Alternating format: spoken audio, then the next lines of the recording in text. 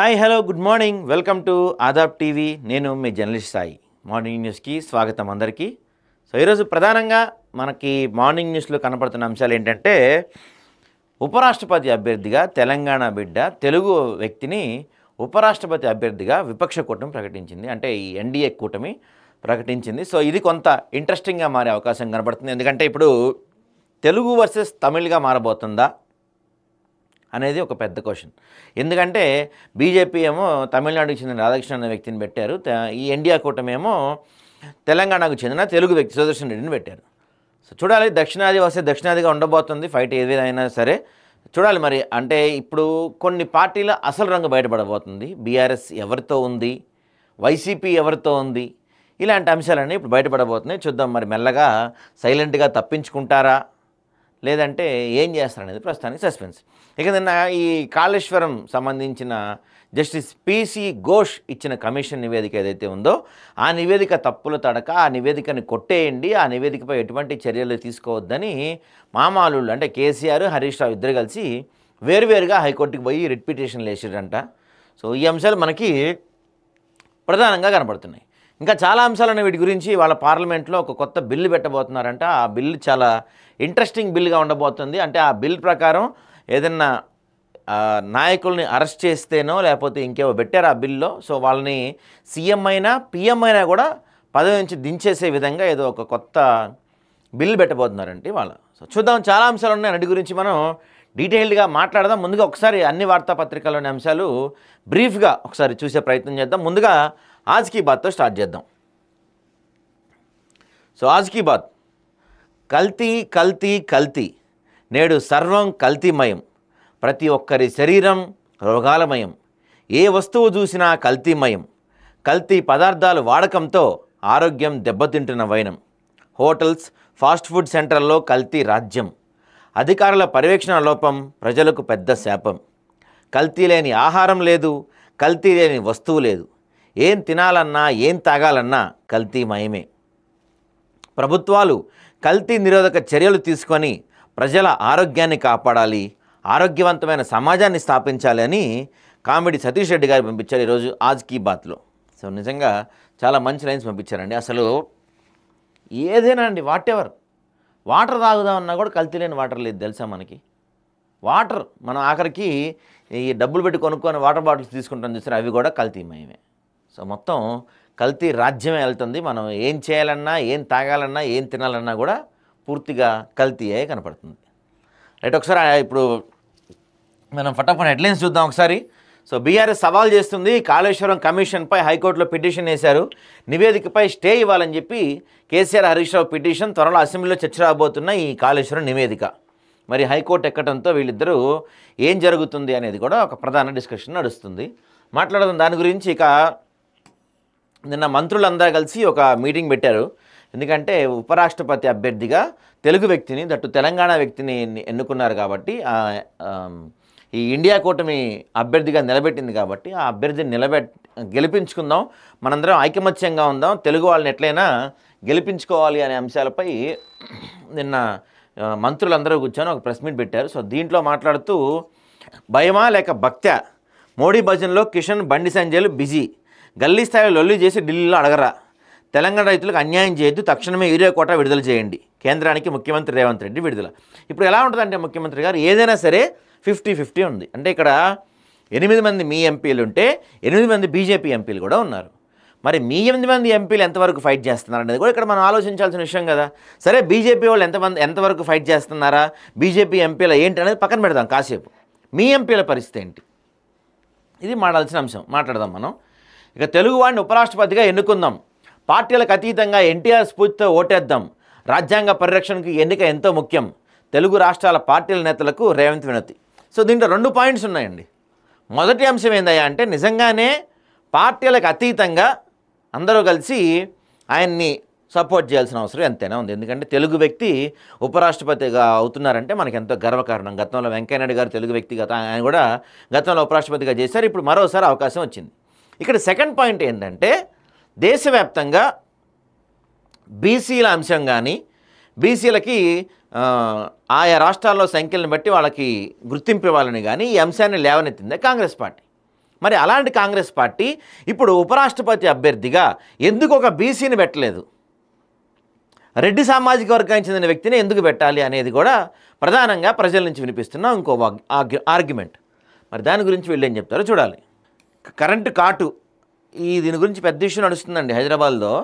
Thing ఏంటంటే, భాగ్యనగరంలో వరుస విద్యుత్ ప్రమాదాలు, బండ్లగూడలో వినాయక విగ్రహం తరలిస్తుండగా షాక్, హైటెన్షన్ వైర్ తగలడం 2 యువకుల దుర్మరణం, రామంతపూర్లో విద్యుత్ షాక్తో 6 దుర్మరణం, వరుస ఘటనలతో ఉన్నతాధికారులతో బట్టి సమీక్ష, స్తంభాలపై కేబుల్ వైర్లు తొలగించినట్టు ఆదేశాలు.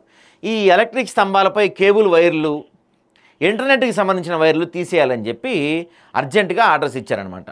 సో ఆర్డర్స్ ఇచ్చారనమాట. మరి ఈ ఆర్డర్స్ని ఫాలో చేస్తున్నారు. దీనివల్ల ఏమవుతుందంటే హైదరాబాద్ వ్యాప్తంగా పూర్తిగా ఈ కరెంట్ పోల్స్ మీద ఈ నెట్ వైర్లు ఏవైతే ఉంటాయో ఆ ఇంటర్నెట్ వైర్లు, కేబుల్ వైర్లు తీసేస్తున్నారు. చాలా ఇంటర్నెట్ ఇష్యూస్ జరుగుతుంది నిన్నటి నుంచి. హైదరాబాద్లో ఫుల్ గొడవలు అవుతున్నాయి. ఎందుకంటే వర్క్ ఫ్రమ్ హోమ్ బ్యాచ్ ఎక్కువ కాబట్టి మనకి వీళ్ళందరూ చాలా ఇబ్బంది పడుతున్నారు. ఇక తెలంగాణ రాష్ట్ర రైతులపై వివక్ష, యూరియా రాజకీయంపై తెలంగాణ ఎంపీల ఆందోళన, పార్లమెంటు ముందు నిరసన ప్రదర్శించారు. పార్లమెంటు ముందు వీళ్ళందరూ ప్లకార్డులు పట్టుకున్నారు. నిన్న లోపల చేసి ఉంటే బాగుండేదేమో. ఇక విపక్షాల ఉపరాష్ట్రపతి అభ్యర్థిగా తెలుగు తేజం, ఇండియా కూటమికి పోటీ అభ్యర్థిగా justice B Sudarshan Reddy, supreme court న్యాయమూర్తిగా సేవలు, స్వస్థలం తెలంగాణలో రంగారెడ్డి జిల్లా. ఈ పెద్ద మనిషి ఏదో అనబట్టే ముక్కు నేలకు రాసి క్షమాపణ చెప్పు, హైదరాబాద్లోని శాంతి భద్రతపై ఆందోళన వ్యక్తం చేసిన బీఆర్ వర్కింగ్ ప్రెసిడెంట్ కేటీఆర్. శాంతి భద్రతలు ఇప్పుడు గుర్తొచ్చినాయండి ఆయనకి. ఫోన్ ట్యాపింగ్లు చేసి ఇళ్లలోకి పోయి వాళ్ళు ఏం చేస్తున్నారు తొంగి చూసినప్పుడు శాంతి భద్రతలు గుర్తుకు రాలేదు ఈసారికి. నాసిరకం చెక్ డ్యాముల నిర్మాణంతో రైతులకు నష్టం, కారణమైన కాంగ్రెస్ కాంట్రాక్టర్పై చర్యలేవి, కాంగ్రెస్ పాలనలో ప్రజా భద్రతకు ముప్పు, కూకట్పల్లిలో 12 బాలిక హత్య దారుణం, పగటిపూట నగరంలో జ్యువెలరీ షాప్లో దోపిడీ, భయం కాదు ప్రజలకు భద్రత కావాలి, ఎక్స్ వేదికగా సీఎం కేటీఆర్పై ఘాటు వ్యాఖ్యలు. ఇప్పుడు ఆ లిస్టు తీస్తే మీరు చెప్పిన ఏవైతే ఉన్నా సరే, నిజంగానే కూకట్పల్లిలో ఆ సంఘటన అత్యంత విషాదకరం, అది జరిగి ఉండకూడదు, జరిగిన వాళ్ళని కఠినంగా శిక్షించాలి, నేను కాదంటలేదు. కానీ ఇక్కడ విషయం ఏంటంటే అండి, ప్రతిదాన్ని రాజకీయం చేయకూడదు, ప్రతి అంశం రాజకీయం చేయకూడదు. మీ హయాంలో ఇంతకు 100 జరిగాయి, ఇంతకు 100 ఏంటి, ఆఖరికి టోల్ ప్లాజాల దగ్గర రేపులు కూడా జరిగినాయి మీ హయాంలో. ఇక దొంగతనాలంటే లెక్కే లేదు. మీ హయాంలో ఇంతకు 100 జరిగినాయి. ఇక్కడ విషయం ఏంటంటే ప్రజల భద్రత అనేది టాప్ ప్రయారిటీ ఇచ్చే అంశం. అది ప్రతి రాజకీయ పార్టీ అధికారంలో ఎవరుంటే అదొక కామన్ థింగ్గా జరుగుతుంది. దాన్ని రాజకీయం చేయాల్సిన అవసరం లేదండి. మాట్లాడదాం డీటెయిల్గా. చాలా మంచి పాయింట్ చెప్పారు రామచంద్రరావు గారు. రాజకీయాల్లోనే ఎందుకు, ఈ విద్యా ఉద్యోగాల రిజర్వేషన్ ఉండాలి, ఉద్యోగులు జీతాలు కూడా చెల్లించడం లేదు. కాంగ్రెస్ బీఆర్ఎస్ ప్రత్యామ్నాయం బీజేపీ అధ్యక్షులు రామచంద్రరావు. ఎగ్జాక్ట్లీ చాలా మంచి పాటు చెప్పారు ఆయన రామచంద్రరావు గారు. ఎందుకంటే ఇక్కడ ప్రధానంగా ఈ 2-3 రోజుల ఈ 2-3 నెలల నుంచి జరుగుతున్న చర్చ ఏదైతే ఉందో, రానున్న స్థానిక ఎన్నికల్లో 42% రిజర్వేషన్లు, రానున్న స్థానిక ఎన్నికలు అనే పాట పాడుతున్నారు తప్ప, మరి ఈ స్టార్ట్ అయిన అకాడమిక్ ఇయర్లో కావచ్చు, రేపు రాబోయే ఉద్యోగ నోటిఫికేషన్లో కావచ్చు, వీటిల్లో మరి ఎందుకు 42% ఇవ్వాలని చెప్పి ఎక్కడ మాట్లాడతలేరు. చాలా కీలక అంశం అది. ఇంకా బాబు గారు ఏం చెప్తున్నారు, పేదరిక నిర్మూలనే P4 లక్ష్యం, పబ్లిక్ ప్రైవేట్ పీపుల్ పార్ట్నర్షిప్, తొలి దశలో 15 లక్షల బంగారు కుటుంబాలు. ఇది చాలా పెద్ద సబ్జెక్టు, మాట్లాడదాం. దీనివల్ల నష్టం ఎంత జరుగుతుందో లాభం అయితే అంత లేదు, ఎక్కువ నష్టమే కనపడుతుంది దీనివల్ల మనకి. మాట్లాడదాం దీని గురించి కూడా డీటెయిల్గా మాట్లాడదాం మనం. సో ఈనాడు చూద్దాం ఒకసారి. ఈనాడు చూస్తే కనుక ఈనాడులో మనకి కీలకంగా ఇదే హెడ్లైన్ కనపడుతుంది. విపక్షాల ఉపరాష్ట్రపతి అభ్యర్థి జస్టిస్ బి సుదర్శన్ రెడ్డి, కాంగ్రెస్ అధ్యక్షుడు మల్లికార్జున్ ఖర్గే వెల్లడి, వెంకయ్యనాయుడు తర్వాత పోటీ పడుతున్న 2వ తెలుగు వ్యక్తి, 3 దఫాలుగా ప్రతిపక్షాల అభ్యర్థులు దక్షిణాది వారే. సో ఇది చాలా మంచి విషయం, అంటే ఈయన ప్రకటించడం మంచి విషయం. మరి ఎంతవరకు గెలుస్తారనేది మాత్రం డౌటే. ఎందుకంటే ఇండియా కూటమికి స్పష్టమైన మెజారిటీ ఉంది, ఎన్డీఏ కూటమికి. సో ఇండియా కూటమి మొత్తం కలిపిన మెజారిటీ రాదు, ఏం జరిగినా డౌటే. కాకపోతే ఏంటంటే మనం తెలుగు వ్యక్తి కాబట్టి మనం సపోర్ట్ చేస్తాం అంతే. ఇదిగో ఇవాళ కొత్తగా ఒక బిల్లు పెట్టబోతున్నారు పార్లమెంట్లో. అదే ఈ బిల్లు, నేరం చేస్తే ప్రధానమంత్రి కూడా ఉద్వాసనంట. దీంతో సహా నేడు లోక్సభలో 4 కీలక బిల్లులు, జమ్మూ కాశ్మీర్కు రాష్ట్ర హోదా కూడా పునరుద్ధరణ చేయబోతున్నారు. ఇది చాలా కీలక అంశం. అంటే దీంట్లో కూడా మళ్ళీ ఒక పాయింట్ ఉందండి. ఆ పాయింట్ ఏంటంటే ఆ, ఏంటి ఏంటి అంశాలు ఉన్నాయి దీంట్లో చూడాలి ఒకసారి డీటెయిల్గా మనం చూద్దాం వార్తనిక. జస్టిస్ ఘోష్ కమిషన్ నివేదిక రద్దు చేయండి, నిబంధనలకు విరుద్ధంగా కమిషన్ ఏర్పాటు, గత ప్రభుత్వాన్ని అప్రతిష్ట పాలు చేసే రాజకీయ వ్యూహం, హైకోర్టులో కేసీఆర్ హరీష్ రావుల పిటిషన్లు. ఇప్పుడు విషయం ఏంటంటే ఈ ఘోష్ కమిషన్ ఏదైతే ఉందో అది నిన్నగాక మొన్న ఫామ్ చేశారా? ఘోష్ కమిషన్.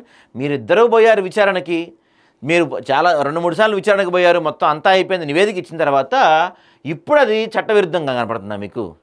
ఇప్పుడు నివేదిక వచ్చేసిన తర్వాత ఇన్ని రోజులు ఏం చేశారు మీరు? తప్పించుకోవడానికి నాటకాలు ఇదంతా కూడా. అయ్యో చూడండి పాపం, అసలు ఎంత దారుణం నిజంగా. పాపం వాళ్ళకి ఎంత బాధ ఉంటుందండి. ములుగు జిల్లా ఏటూరు నాగారం మండలం చిన్నబోయినపల్లి గ్రామంలో తన 8 ఎకరాల వరి పొలంలో ఇసుక మేట వేయటంతో దిగాలుగా కూర్చున్న మహిళా రైతు దమ్మని రాజేశ్వరి. బాబా, అక్కడక్కడ కొంచెం కొంచెం అది పనికొస్తుందా? అది పండిద్దా? ఇంకా కష్టమే కదా. 8 ఎకరాల ఇసుక మేటలు వేసేసిందంటే 8 ఎకరాలు. దారుణం పాపం అసలు. చెదిరిన మనసులకు సాంత్వనేది, బీమా ఉన్న ధీమా కరువు, అత్యధిక కేసుల్లో నగదు రహిత చికిత్సలకు ఇన్సూరెన్స్ కంపెనీల మొండి చేయి, రీఎంబర్స్మెంట్లో కూడా తీవ్ర జాప్యం, అమలుకు నోచుకొని IRDA నిబంధనలు, దేశంలో 20% మందిలో ఏదో ఒక మానసిక రుగ్మత. ఇదొక మోసం. ఈ ఇన్సూరెన్స్ కంపెనీలు అంటేనే మోసం, ఇది మరో మోసం. మాట్లాడదాం దీని గురించి మనం డీటెయిల్గా. ఇక ఆంధ్రజ్యోతి చూస్తే, ఆంధ్రజ్యోతిలో ప్రధానంగా ముఖ్యమంత్రి గారు చెప్తున్నారు, తెలుగువాడిని గెలిపించుకుందాం, సుదర్శన్ రెడ్డిని ఉపరాష్ట్రపతిగా ఎన్నుకుందాం, ఒక తాటిపైకి వచ్చి ఓటేద్దాం అంటున్నారు. మరి ఒక తాటిపైకి వచ్చి నిజంగా మీ ఇండియా కూటమి, తెలుగు వాళ్ళందరూ పక్కన పెట్టండి, మీ ఇండియా కూటమి అంతా ఒక తాటిపైకి వచ్చి ఓటేస్తారో లేదో కూడా డౌటే. చూద్దాం మరి ఎంతవరకు వేస్తారు. సీఎం అయినా PM అయినా అరెస్ట్ అయితే అవుట్, 30 రోజులు జైల్లో ఉంటే పదవి ఊడినట్లే, కేంద్ర రాష్ట్ర ప్రభుత్వాల్లో మంత్రులకు వర్తింపు, 5 ఏళ్ళు ఆ పై శిక్ష పడే క్రిమినల్ కేసుల్లోనూ రాజ్యాంగ సవరణకు కేంద్రం సమాయత్తం, నేడు లోక్సభలో 3 బిల్లు ప్రవేశపెట్టిన షా, అనంతరం పార్లమెంట్ కమిటీకి, విపక్ష ప్రభుత్వాలను కూల్చే కుట్ర, ఎన్డీఏ ముఖ్యమంత్రులను ముట్టుకోరని చెప్పి కాంగ్రెస్ పార్టీ చెప్తుంది. ఆల్రెడీ ఇంకా దీనికి బిల్లు ఇంకా పూర్తిగా గైడ్లైన్స్ ఎందుకు రాకముందు అప్పుడే కాంగ్రెస్ పార్టీ లేదు ఇది మమ్మల్ని అరెస్ట్ చేస్తానికే చేస్తారని చెప్పి మాట్లాడుతున్నారు. చూద్దాం దాని గురించి మనం. ఇక యూరియా వరి మాయ, రాష్ట్రంలో వరి సాగు పెరగడంతోనే యూరియాకు కొరత, పత్తి మొక్కజొన్న సాగు నుంచి మళ్ళుతున్న రైతులు, యాంత్రీకరణతో వరి సాగులో తగ్గిన కూలీల పాత్ర, శ్రమ తక్కువ ధాన్యం విక్రయాలు సులభం, సన్నాలకు బోనస్ ఇవ్వడంతో కూడా పెరిగిన ఆసక్తి అంటండి. సో యూరియా కొరత లేదు కానీ యూరియా కావాలనుకునేవాడు ఎక్కువయ్యారు, దానివల్లే ఈ కొరత అని చెప్పి ఆంధ్రజ్యోతిలో రాస్తున్నారు. ఇక ఏడుపాయల ఆలయం వద్ద చూసారు ఎట్లుందో, మొత్తం మునిగిపోయారు, మొత్తం గుడి మొత్తం మునిగిపోయింది అసలు. ఏడుపాయల ఆలయం వద్ద వరద ఉధృతి, గోదావరి కృష్ణా ఉగ్రరూపం, మేడిగడ్డకు 6.6 లక్షల క్యూసెక్కులు, SRSP 39 గేట్ల ద్వారా నీటి విడుదల, శ్రీశైలంకు 3.90 లక్షల క్యూసెక్కుల వరద, సాగర్ నుంచి 4 లక్షల క్యూసెక్కుల విడుదల, రాష్ట్రాన్ని వీడని వాన, రాకపోకలకు బ్రేక్. సో వర్షం ఇంకా తగ్గల, ఈసారి అనుకున్న దానికన్నా ఎక్కువ పడుతున్నాయి. సింగరేణికి గోల్డెన్ ఛాన్స్ అంటండి. ఇకపై బంగారం రాగి అన్వేషణ కూడా, సంస్థ 136 ఏళ్ల చరిత్రలో తొలిసారి, వేలంలో కర్ణాటక దేవదుర్గ్ బ్లాక్ సొంతం, 5 ఏళ్ల పాటు గనుల కోసం అన్వేషణ, మైనింగ్లో దక్కనున్న 37.7% రాయల్టీ, సీఎం రేవంత్ బట్టి అభినందనలు, దేశంలో అగ్రగామిగా నిలవాలని ఆకాంక్ష. సో సింగరేణి మొట్టమొదటిసారిగా ఈ బంగారం రాగి అన్వేషణ కూడా చేయబోతుందంట. సో ఇవి మనకి ఆంధ్రజ్యోతిలో ప్రధానంగా కనిపిస్తున్న వార్తాంశాలు. ఇక వెలుగు చూద్దాం. వెలుగులో కూడా కీలకంగా మనకి బ్యానర్ ఐటమ్గా ఉపరాష్ట్రపతి బరిలో తెలంగాణ బిడ్డ, ఇండియా కూటమి అభ్యర్థిగా supreme court retired judge justice B Sudarshan Reddy, ఢిల్లీలో ప్రతిపక్ష పార్టీల భేటీ తర్వాత ప్రకటించిన ఖర్గే అని ప్రధాన వార్త కనపడుతుంది. ఇక్కడ ఇంకో వార్త చూస్తే, ముదురుతున్న యూరియా లొల్లి, రాష్ట్రానికి కేటాయించింది 9.80 లక్షల టన్నులు, కానీ ఇప్పటి వరకు వచ్చింది మాత్రం 5.30 లక్షల టన్నులు మాత్రమే అని చెప్పి మనకి వెలుగులో ప్రధానంగా కనపడుతుంది వార్త. ఇంకా కాళేశ్వరం రిపోర్ట్ కొట్టేయమని చెప్పి కేసీఆర్ హరీష్ రావు సపరేట్గా పిటిషన్లు వేశారు, రిట్ పిటిషన్లు.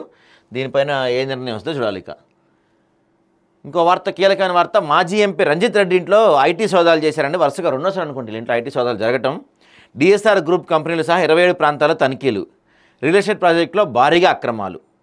మరి వీటిలో ఎంతవరకు బయటపడతాయో చూడాలి. దిశగా మాట్లాడితే, దిశలో కూడా ఈ వార్త ప్రధానంగా ఉంటుంది. సుదర్శన్ రెడ్డి గెలుపు బాధ్యత ప్రతి తెలుగువాడిది, చంద్రబాబు, జగన్మోహన్ రెడ్డి, కేసీఆర్ కమ్యూనిస్ట్ సోదరులు మద్దతు ఇవ్వాలని చెప్పి నిన్న ప్రెస్ మీట్ పెట్టి మంత్రులందరూ చెప్పారు. ఇంకా దిశలో వచ్చిన ఇంకో ప్రధాన వార్త ఏంటంటే, మరి ఇప్పుడు ఈ ఉపరాష్ట్రపతి ఎన్నికల్లో బీఆర్ఎస్ ఎవరికి సపోర్ట్ చేయబోతుంది?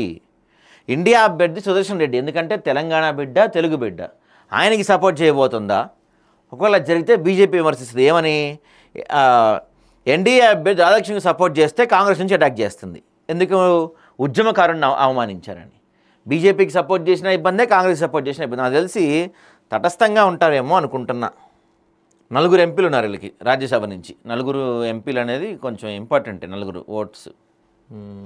ఇంకా ప్రజాప్రతినిధుల అవినీతిపై ఇంటెలిజెన్స్ నిఘా, వారి అనుచరులు, బంధువుల కార్యకలాపాలపైన ఇప్పటికే సిద్ధమైన అనఫీషియల్ నోట్, వివిధ అంశాలపై ఆధారాల సేకరణ. ఇందులో కొందరు మంత్రుల పేర్లు సైతం. ప్రభుత్వ ప్రతిష్టను దెబ్బతీసేలా వ్యవహరిస్తున్నారని గుర్తింపు, త్వరలో సీఎంకు నివేదిక. దీంట్లో మరి అన్నీ ఉంటాయండి. దీంట్లో అందరి గురించి చేస్తారా ఎంక్వైరీ? సీఎం గురించి కూడా అది డౌటే మరి అది. సో నెక్స్ట్ ఇక స్వేచ్ఛ చూద్దాం. స్వేచ్ఛలో మనకి ప్రధానంగా కనపడుతున్న వార్త తమిళ్ వర్సెస్ తెలుగు. ఉపరాష్ట్రపతి ఎన్నికల్లో సౌత్ పాలిటిక్స్. ఎన్డీఏ అభ్యర్థిగా రాధాకృష్ణ, విపక్షాల తరపున సుదర్శన్ రెడ్డి. ఎవరి బలం ఎంత? సౌత్ నేతలకు ప్రాధాన్యంపై తీవ్ర చర్చ. సౌత్ నేతలకు ప్రాధాన్యత ఏమి లేదండి ఇక్కడ తొక్క. ఇప్పుడు నిజంగా సౌత్ నేతలకి ప్రాధాన్యత ఇవ్వాలంటే రాష్ట్రపతి అభ్యర్థి కోసం ఇవ్వాలి. ఉపరాష్ట్రపతి అభ్యర్థి కోసం ఇచ్చి సౌత్ నేతలకు ప్రాధాన్యత అంటే ఏముంది దీంట్లో? నిజంగా ఈ కాంగ్రెస్ పార్టీకి కావచ్చు, లేకపోతే బీజేపీ పార్టీలకు కావచ్చు, సౌత్పై అంత ప్రేమ ఉంటే ఉపరాష్ట్రపతి అభ్యర్థిగానో, ప్రధాన అభ్యర్థిగానో, ఇట్లా రాష్ట్రపతి అభ్యర్థిగానో ఇట్లాంటి వాటికి పెట్టాలి. ఉపరాష్ట్రపతికి పెట్టి మాకు తెలుగు సౌత్పై ప్రేమ పొంగి పొర్లుతుందంటే ఎవడికి? విషయం ఏంటంటే ఇది కూడా ఊరికే నామకే వస్తే పెట్టారు అంతే. తెలుగు వ్యక్తిని ఆయన గెలవడం తెలుసు వాళ్ళకు కూడా. ఎందుకంటే ప్రస్తుతం దీంట్లో ఉంది ఎంత? 782 మంది కావాలండి. మొత్తం ఉంది 782 మంది సభ్యులు. సో దీంట్లో ఒక అభ్యర్థి గెలవాలంటే ఖచ్చితంగా కావాల్సింది ఎంతమంది? 382 మంది కావాలి. ఓకే, ఎన్డీఏ బలం చూస్తే మనం లోక్సభలో 293 మంది ఎంపీలు ఉన్నారు, రాజ్యసభలో 129 మంది ఎంపీలు ఉన్నారు. అంటే మొత్తం 482. అంటే వీళ్ళకి కావాల్సిన దానికన్నా 40 మంది ఎక్కువ ఉన్నారు. టీడీపీ లాంటి పార్టీయో, లేకపోతే నితీష్ కుమార్ లాంటి పార్టీయో డ్రాప్ అయినా సరే వీళ్ళకి పెద్ద ఇబ్బంది లేదు. ఇండియా కూటమి తెలుగు వాళ్ళ పరువు తీస్తానుకో, తెలుగు అభ్యర్థి ఓడిపోయాడని చెప్పడానికో పెట్టారు తప్పించి తెలుగు అభ్యర్థి అక్కడ ఉండటం వల్ల ఉపయోగం ఏం లేదు, గెలవడు ఆయన. హైకోర్టుకు కేసీఆర్ వెళ్ళబోతున్నారంటే కాళేశ్వరం నివేదిక కొట్టేయండి, మా విజ్ఞప్తులను కమిషన్ పరిగణలోకి తీసుకోలేదు. పిటిషన్లు దాఖలు చేసిన కేసీఆర్, హరీష్ రావు. రిజిస్ట్రీ పరిశీలనలో పిటిషన్లు. సొంత నిర్ణయాల వల్ల మేడిగడ్డ కూలిందన్న కమిషన్. సో పిటిషన్ వేశాడు, భయపడుతున్నాడు ఆయన. మాట్లాడడం దాని గురించి. ఇక సర్వేలతోనే సరి, గ్రౌండ్కి వెళ్ళేది ఎప్పుడు? పాపం గ్రౌండ్కి వెళ్తానికి ఉండాలి కదా వాళ్ళకి, లేరు కదా. ఎక్కడున్నారు లీడర్లు? మొత్తం ఒక్కొక్కరు జారిపోతూ ఉండే. నెక్స్ట్ వార్త బియ్యం మింగేసిన మిల్లర్లు. రంగారెడ్డి జిల్లా తనిఖీలతో వెలుగులోకి. ఒక మిల్లులోనే 7.10 కోట్ల ధాన్యం పక్కదారంటండి. 2 ఏళ్ళు దాటినా బియ్యం ఇవ్వని వైనం. కేసు నమోదు. నెక్స్ట్ ఏంటి? ఏముందో వాడు పారిపోయాడు. వాళ్ళు అందరూ విదేశాలు పారిపోయారు. ఇక్కడ ఎవరు లేరు, ఎవరికి వాళ్ళు ఎంజాయ్ చేస్తున్నారు చక్కగా. ఇక నమస్తే తెలంగాణ చూద్దాం. నమస్తే తెలంగాణలో ఆంధ్రాలో పోలవరం చూడలేని కేంద్రం. మొన్న ఈ పోలవరం దాని గురించి రాశారు ఇల్లిక. కాంగ్రెస్ ఫంక్షన్ 2 నెలల్లో కథమంట.